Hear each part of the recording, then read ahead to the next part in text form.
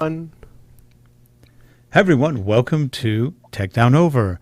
I'm Rick Zanotti, and I'm joined today by Geoff Blanchard for another scintillating episode of Tech Down Over. And today we've got with us William Svrček visiting again, a good friend from Slovakia.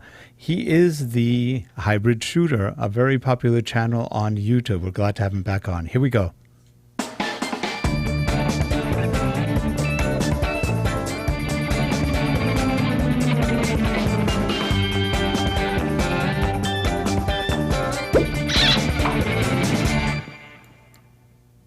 This show is sponsored by Relate Corporation at www.relate.com, your training and video partner. And hi, William. Good to see you again. Great to be here. Thank you. Well, you've been really busy with a lot of different podcasts. You're doing iPhone reviews on the camera and everything. You're doing a lot of different things. And I noticed in one of your latest podcasts, you were saying that your main camera now is the A7 III from Sony. You like that one?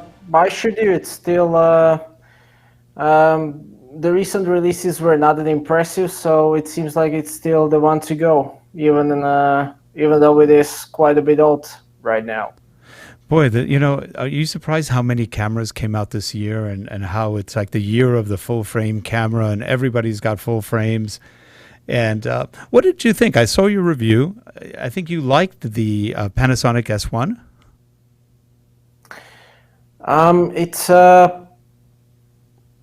It's a really good camera in general. It's a little bit too big and too heavy, and probably too much professionally oriented. So it's not a prosumer camera like the A7 III. They are targeting a very specific group, which is maybe why it wasn't quite as successful as they thought it would be. It's a lot of money. What is it, $4,500 plus? The lenses are very, very expensive. That is the R version. Oh, the R. I think that the is 3,200. The standard lens is like 2,500. The standard S. Yeah, it's still although a little expensive. It is a bit expensive. And then when you add the lenses, the Leica lenses, if you get that, are super expensive. And we still don't have a lot of Sigma lenses like they said. So I don't know if that's coming next year. They were saying 15, 16 lenses from Sigma. A lot of those are already available. Are they? Okay. The first round was in mid-September. The next round should be November, and the last one, the APS-C, should be available early 2020. Although they probably they have to tune those autofocus motors, because those are mainly DSLR lenses, and those autofocus motors works a bit differently with contrast-based DFD. So they had probably some issues with the fine-tuning, so that caused the delay. They actually weren't delayed, but it took some time. Well, it's funny. Before we started the show, I'm shooting this with the GH5 right now. So I'm on the GH5. I'm not sure what Geoff's on. Are you on the Panasonic? I'm on the Panasonic, but it's not. It's one of the old. He's on a Panasonic camcorder. Cameras. Yep, he's on the camcorder, and I'm on the GH5. And right before we started, it confused the microphone with my face quite a bit. It was jumping between the two, and I was going, wow, I thought they fixed that. And then what we did is we went to 225 point autofocus, because in face tracking it couldn't make up its mind. I don't think the microphone, maybe I'm too close to it. It was just not figuring it out, which surprised me. It's been really good lately. So I've also get good results with Panasonic autofocus recently. Still not quite Sony level, but good enough for most occasions. Well, guess I have this. This is the new 90D. I just got it today. We just did a quick video. We put it up a couple minutes ago. This shoots pretty well. I was actually pretty impressed. It shoots the 4K very cleanly with no crop. Have you reviewed this one yet? I didn't see a review yet on this one. I haven't reviewed it because it uses heavy pixel binning. It actually shoots it shoots 3K, and it somehow upscales that to 4K. And is that what they're doing? yes, unfortunately, they still weren't able to figure the 4K out. So still not there. Well, even if it is pixel binning, I didn't realize it was doing that. But the video quality looked good though. It wasn't bad. We shot it in 4K and went, it's pretty clean. But I didn't realize they were doing a 3K and then up. Oh, they did with some. Canon is strange, but it's a fun camera to shoot. The picture quality, the picture color looks good. The shooting actually was very quick to set up and it looked clean. So we'll see. We just got it today. Hopefully we keep it. You did a review on the G7X Mark III, and you liked it. I got it. I returned it. Not because of you. I returned it because mine overheated so many times. And when it overheated, it didn't come back in 5 minutes. It came back in 40 to 45 minutes.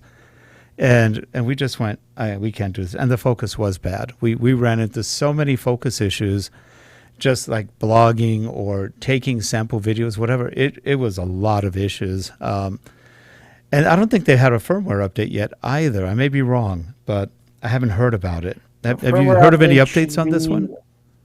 Should be available late October, I think. Late October. So they're taking a long time on that. Late October. Yeah, I think that if it can be fixed using the firmware, they should have definitely already done that. So something's going on. I think it was a great little camera. It shot it wasn't bad overall. No, your review I thought was very good on it, and it does shoot very nice video. It shot good 4K. It shot very good 1080p. The picture quality was beautiful. It took very nice pictures, but it had just enough issues that I said no. I found it unreliable. I didn't trust it to go on a vacation or to go shooting with it. I wasn't sure. I did use it a couple of times, and each time it failed. And I went, okay. So I returned it to Best Buy. Best Buy here got a lot of returns. It's like it's good for shooting like 1 minute clips. Mm-hmm. But if you want to shoot longer clips than that, then it will overheat pretty soon. So it probably depends on the average usage. Yeah, where I worry about Canon because they're not testing. Obviously, this went out. The other camera went out with no testing. The G7X, they had to have tested it. And either they said, don't worry about it, put it out anyway, or they made a lot of bloggers unhappy with that one. I talked to the girl at Best Buy, and they had more returns than sales. I mean, it was bad. A lot of returns. A lot of returns. Now you can't even buy it. It's not available anymore on Best Buy. They claim it's out of stock. I think it's out of other things. Yeah, makes sense. Yep. Geoff? But I was going to say, it's strange these days that Canon even would bother putting something out like that, because with social media and YouTube and that, everybody gets to know, and that's the first place anybody looks for when they're looking for a new camera. Well, let's just put in the model number on YouTube and let's see if William's done a review or Rick's done a review or somebody, Northrop's have done a review, and they'll soon take it down if it doesn't perform. Like look at the Sony's went very well, but as soon as they started to come, the earlier versions, when they overheated straight away, and I'm sure if it wasn't for all that, all for YouTube and that, we wouldn't have the A7 III that works really nicely. It doesn't overheat and works much, much better. William, have you? I saw your predictions for the Panasonic GH6. I thought you were spot on. I think those are probably what everybody would like to see. There's some that I think are crazy predictions, like it's going to have a super 35 millimeter full frame with micro four thirds also. I don't think so. That doesn't make sense. Yeah, there is actually new 47 megapixel micro four thirds sensor. Really? That could maybe make it into the GH6, although the problem is at that point that the lenses would have to be like close to perfect to be able to render image that is good enough for that kind of pixel density, because that is like, I don't know, 200, 300 megapixels on full frame. Wow. So who created that? That will be. I mean, I don't really know. It's that is actually like probably one of the most important advantages of the full frame that nobody really talks about, is that when you have lower pixel density, you can have pretty mediocre lens and it will still look good. But if the pixel density is higher, then you really need to have a glass that can render that image that is good enough for that kind of pixel density. And unfortunately, I don't think that there are any Micro Four Thirds lenses available that could really render that 8K 33 megapixel image. So I can think of one maybe. What do you think about the Nocticron, the Leica Panasonic Nocticron? It's pretty clean. I don't know if it could go that high though. It is pretty clean, but that is still just 20 megapixels on the G9. So 47 megapixels. That is just a lot. It will have to be twice as good. So do you think if they I don't really see the point. Do you think it would work if they put an adapter on it, like a Metabones type thing? Probably not. They would just have to. It would just have to be perfect glass to render that kind of pixel density. It is the same thing with those 48 megapixel sensors on the phones. I mean, like, there is no point if that tiny piece of glass will never be able to render that kind of image. So it's just pointless marketing. And I'm afraid that it would be the same with the GH5, which is, I don't think that they would do so, because it's like camera used by real professionals, and there would be no point if it didn't perform as it should. Yeah, that's true. Have you looked at things like the Blackmagic Design Pocket Cinema 6K or 4K? I kind of like those, but it's I'm not the segment for that, because I just need the autofocus, because a lot of times both of my hands are in front of the camera, so I just to work without the autofocus. But for like independent filmmaker, I think that it's a great choice, and the price point is really good, and the 6K is definitely a good step up. So it makes sense. I think the 4K Pocket Cinema has autofocus, but they said it's so poor nobody uses it. It has autofocus single. So you single. That's can it. Focus once. Yes, it won't refocus during only if you tap the screen, then it will focus again. Okay. But it doesn't have continuous autofocus. But then it's only what, $1,300? It's pretty cheap for what you get. It's interesting. It is, although it's not weather sealed. The build quality is not great, and you need to buy a lot of additional stuff to make it work. But there are some great things, like, for example, to be able to record straight to SSD. That is great. Yeah. The touchscreen is really good. It has a nice 5-inch back screen. Yeah. Yes. Yeah. Yeah, that's a great camera, but I could never get with. That's what I could never get with that Blackmagic one. Is that it's nice and small and ideal for what people want, but the way most people use it, they add so much to it. It might as well have been a camera that was twice as big, that had all the things with it in the first place. Yeah, it's kind of it's the truth. It also depends what are the people using it for. Although these are not typically used for like TV productions, news, and such stuff, so they don't necessarily need to put a lot of audio gear, which usually takes the most of additional equipment. So if they add, a cage and maybe a couple of accessories, it doesn't necessarily have to be too big, and it's still much smaller than Panasonic EVA 1 or FS7 or something like that. Yeah. Did you ever? I don't remember. I don't know if you reviewed. Did you ever review the EVA 1? Unfortunately, I didn't. I was trying to get one for a review, but it is not sold by the same people who sell the other Panasonic cameras here in Czech Republic and Slovakia. So they were not able to get me one for a review, but I would definitely like to. Yeah, I'd like to Although try it too. the I haven't tried it S1H either. It looks like a fun camera, or it's more of a video It camera. does, although, yeah, it is for those who need XLR inputs, built-in ND filters, and that kind of workflow stuff. But for those who just want the video quality and cinematic look, the S1H will probably be a better choice. That will probably be interesting. The S1H looks interesting. Again, it's expensive, but it looks interesting. It looks like, but a lot of people are saying it could be really good. Is it as good as a GH5 or 5S? I don't know. Maybe. I haven't seen too much on it yet. Yeah, it's definitely different type of camera. I don't think that it is the same niche as the GH5. This will be more suitable for larger productions. It will be a great B camera for other cameras.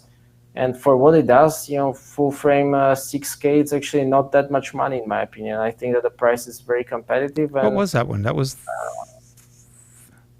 I think it's just 4,000 okay. euros. Oh, euros. Probably, okay. Probably the same in dollars, because here we have a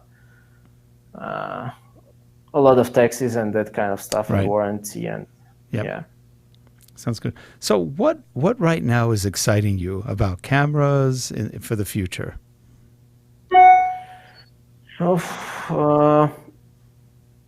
The most impressive things that I've tried in the recent couple of days was actually the Luminar 4. That one is the software. Yes. Yeah. That is actually the most impressive thing that I've tried in a long time. There is the new sky replacement feature. Really? And that is that is just super impressive. I was just blown away by that. It's interesting. I have 3, but I don't have 4 yet. I have to upgrade. It's out already, right? It's not available yet. Not yet. Okay. I don't even know. It's not going to be very soon. We should be able. I don't even know when we will be able to post some reviews and that kind of stuff. But I think that it will be available this year, and it will definitely be worth the waiting. I can say that. They're very good programmers. It's a big step up. What they've done with Luminar is incredible. I think they're much better than Lightroom. Just saying, very good programmers. They're very creative and it's fast. Yeah, I agree, definitely.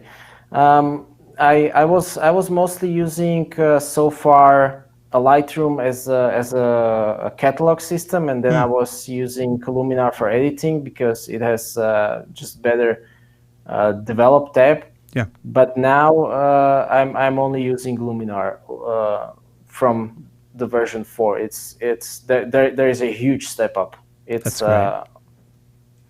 much better. It's really good. I like seeing companies like what Luminar are doing, because it puts competition back into, because Adobe ran it for so long with no one really challenging.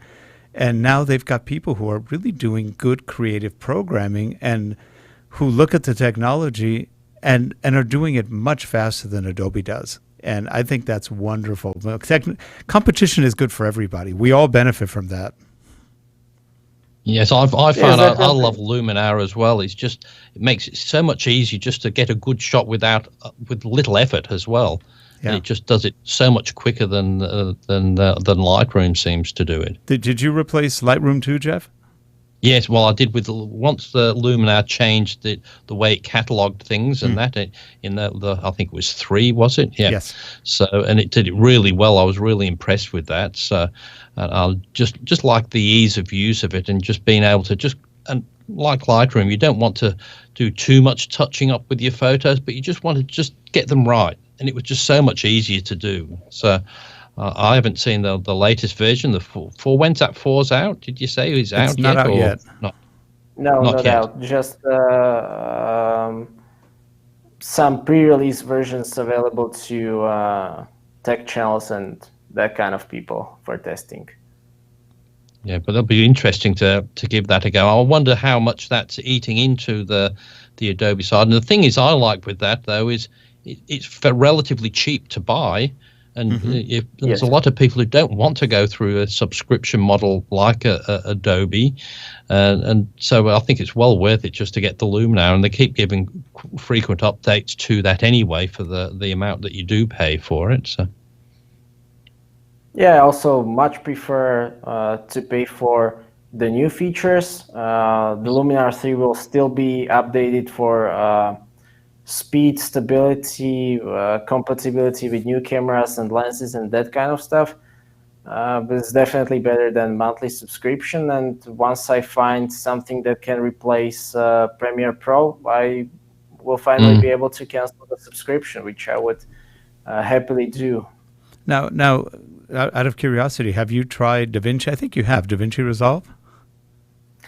I have, but the problem is that I have hundreds of videos in Premiere Project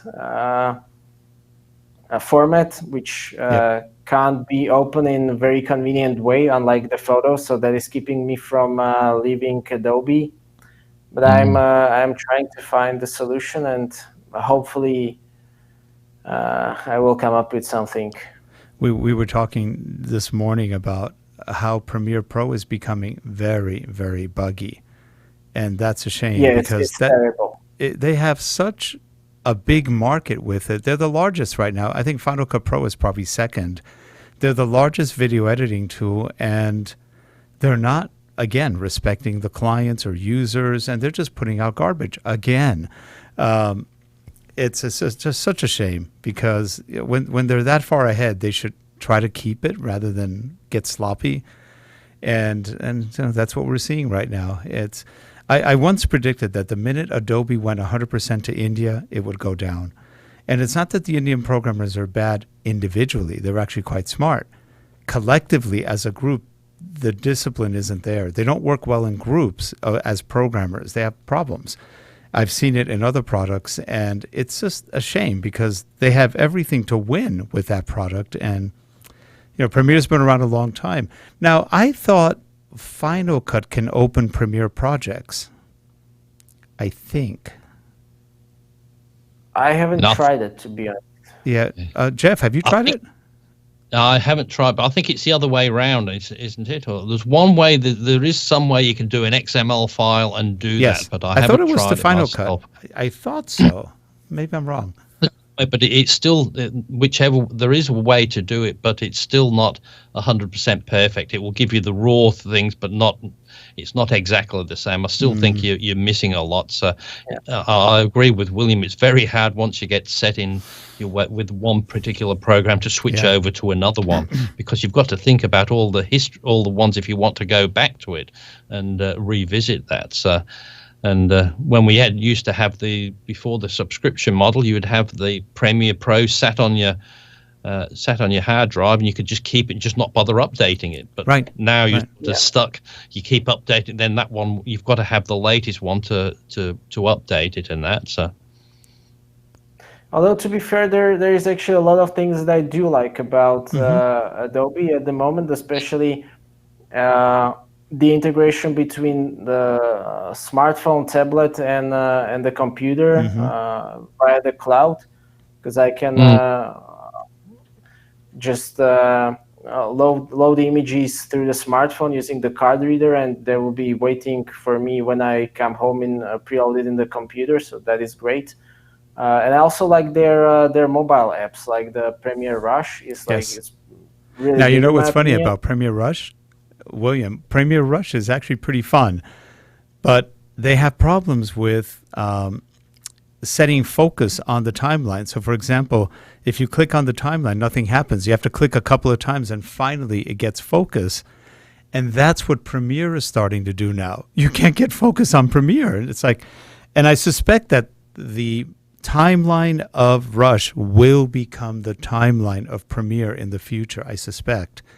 Only because it's more modern and more similar to Final Cut Pro. It's a little more magnetic. And I think that's what's going to happen. I may be wrong. I'm predicting that will happen, because the bugs from Rush are starting to show up in Premiere, or vice versa. So it'll be interesting to see what they do.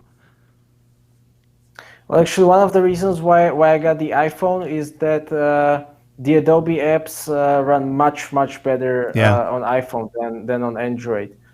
Yeah.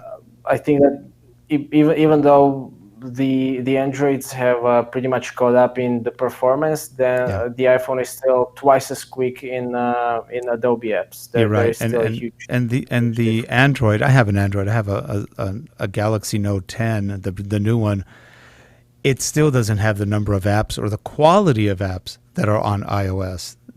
I've even been thinking of switching it out because I still have another probably 10, 15 days I could swap it back, but I don't know. I'm debating because I've had Android for so long. I had iPhone for four or 5 years, and then I switched to Android, and I haven't gone back. I tried last year, and I turned my iPhone in. I didn't enjoy it that much, but I do agree the apps are much better on iPhone.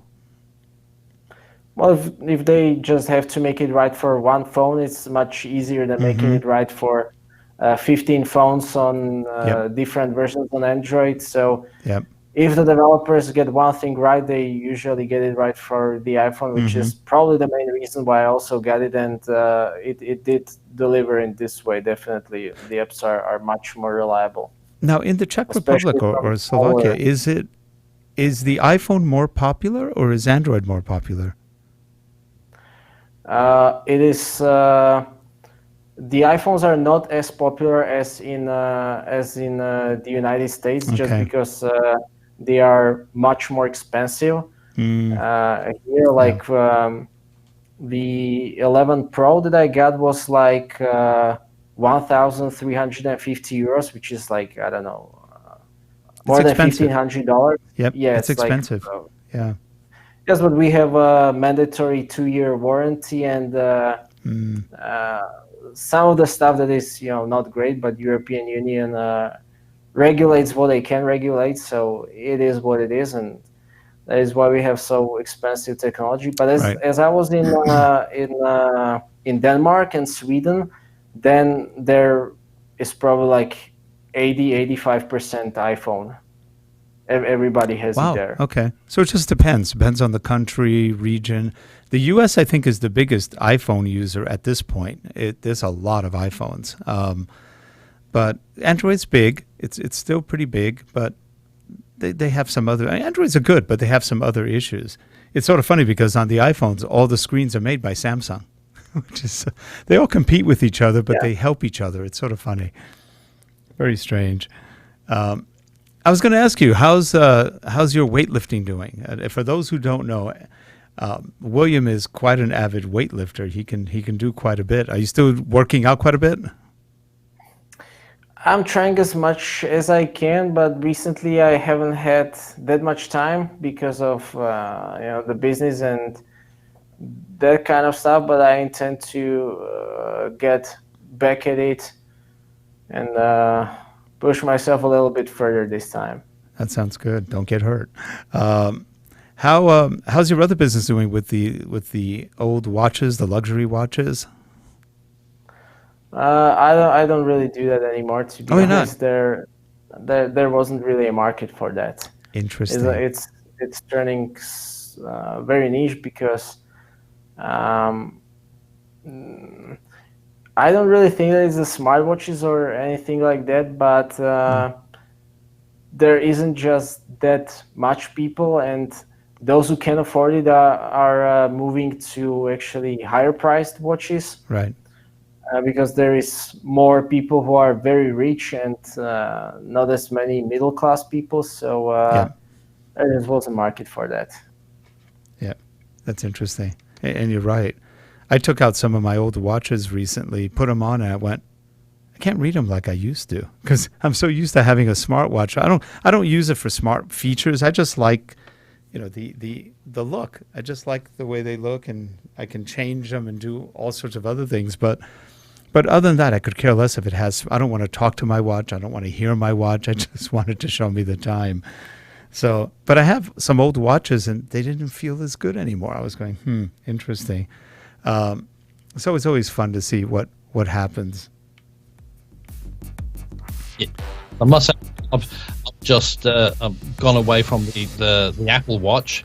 I had one, but it cost $550, and this is me about 8 months before the screen fell to bits, and back to Yeah. I think you were cutting out a little bit. but Well, William, that sound means we've run out of time. It's always a pleasure to have you on and talk with you and see what you've been up to, and would love to invite you to come back on again and tell us how things are going. And we keep watching your reviews. If you're watching out there and you haven't seen William's reviews, it's the Hybrid Shooter on YouTube, and it's he does some wonderful reviews, very detailed and really helpful. So, William, have a great rest of September and October, and we hope to see you soon again. Thank you very much. Thank you. And for all you people watching, please subscribe, give us a thumbs up, down, whatever you want, and we'll see you next week on Tech Down Over. Thanks, everyone. Bye-bye. Goodbye.